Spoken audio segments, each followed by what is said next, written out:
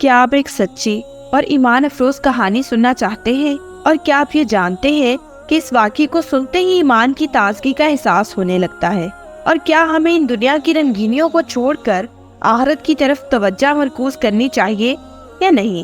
ان سب سوالات کے جوابات جاننے کے لیے ویڈیو کو اینڈ تک لازمی دیکھیے۔ اس کہانی کی راویہ ایک خاتون مبلغہ ہے جو کہ قصیم شہر میں غسل میت ڈپارٹمنٹ کی بھی رکن ہے۔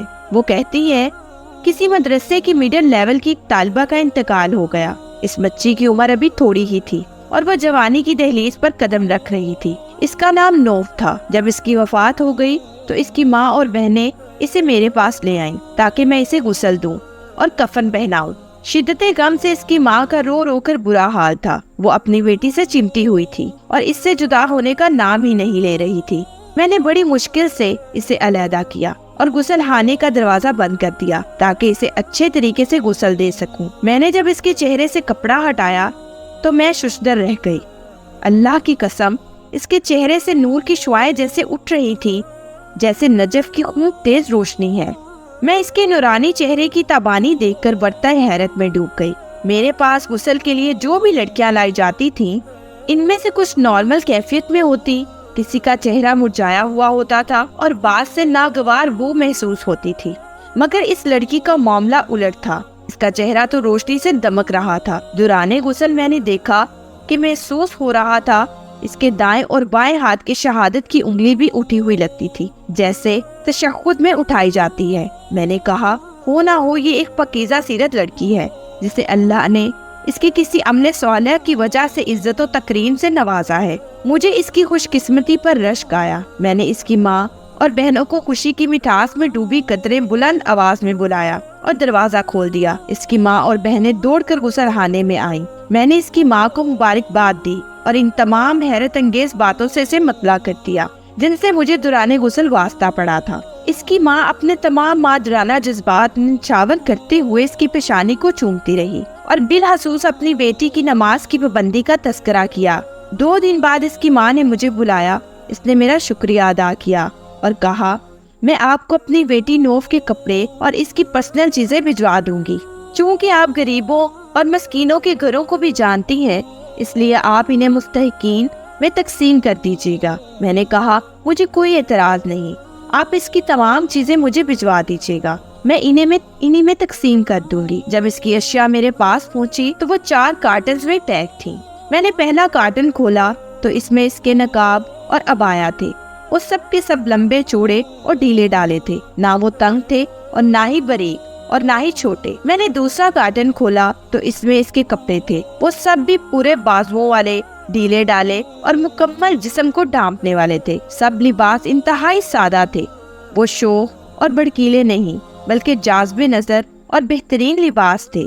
ان کا فیبرک باریک نہیں تھا کہ جس سے جسم نظر آئے۔ میں جوں کارٹن کھول رہی تھی میری حیرت میں اضافہ ہو رہا تھا۔ ایک کارٹن میں اس کا اسکول کا سامان اور اس کی قلم بھی تھے۔ میں نے ڈبہ کھولا تو اس میں سے ایک مسواک بھی نکلی۔ میں جان گئی کہ اپنی زندگی میں یہ نبی کریم صلی اللہ علیہ وآلہ وسلم کی سنت کو اپنانے والی رہی ہے۔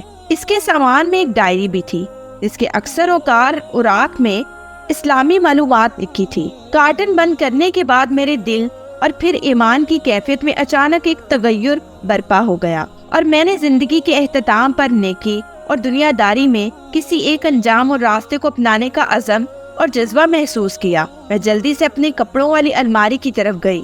میں نے اسے کھولا اور وہ تمام کپڑے نکال باہر پھینکے جو تنگ تھے یا باریک تھے یا چھوٹے بازوؤں والے تھے۔ میں نے اسی لمحے اپنے آپ سے وعدہ کیا کہ میں آج کے بعد حجاب قائم رکھنے والے کپڑے پہنا کروں گی جیسے نوف پہنا کرتی تھی۔ میں نے اس کی ڈائری کو اپنے پاس رکھ لیا کہ میں اس میں اپنے لیکچرز دکھا کروں گی جو مرحومہ نوف کے لیے صدقہ جاریہ بن جائیں گے۔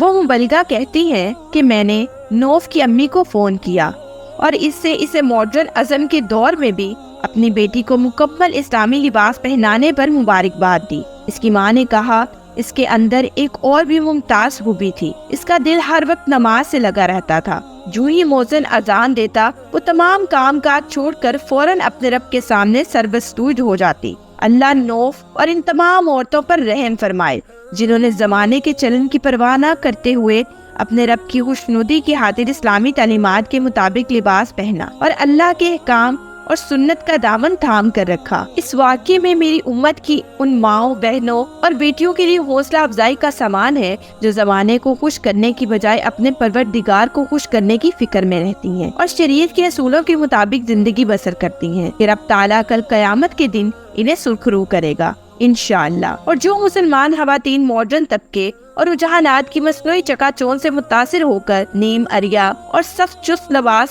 زیب تن کر کے معاشرے کی نظروں میں تہذیب یافتہ بننے کی فکر میں اپنے رب کو ناراض کرتی ہیں، ان کے لیے پیغام ہے کہ وہ اپنی اس روش سے باز آ جائیں اور احکام الہی کے مطابق زندگی بسر کرنے کا تہیہ کر لیں۔ نوف کی ہی عمر یا ادیڑ عمری میں بالآخر اپنے رب کے سامنے پیش ہونا لازم ہے۔ اللہ تعالیٰ ہمیں دین کو سمجھنے اور اس پر عمل کرنے کی توفیق عطا فرمائے، آمین۔ مجھے امید ہے کہ ناظرین کے لیے آج کی ویڈیو بہت ہی دلچسپ اور معلوماتی رہی ہوگی، اور اگر آپ چاہتے ہیں کہ ہم ایسے ہی آپ کے ساتھ اہم موضوع شیئر کرتے رہیں تو ہمارے چینل کو لائک، شیئر اور سبسکرائب کرنا مت بھولیں اور بیل آئیکن کا بٹن ضرور پریس کریں تاکہ ہر نئی ویڈیو کا نوٹیفیکیشن آپ کو آپ کی اسکرین پر ملے۔ اب میں آپ سے اجازت چاہوں گی، شکریہ، اللہ حافظ۔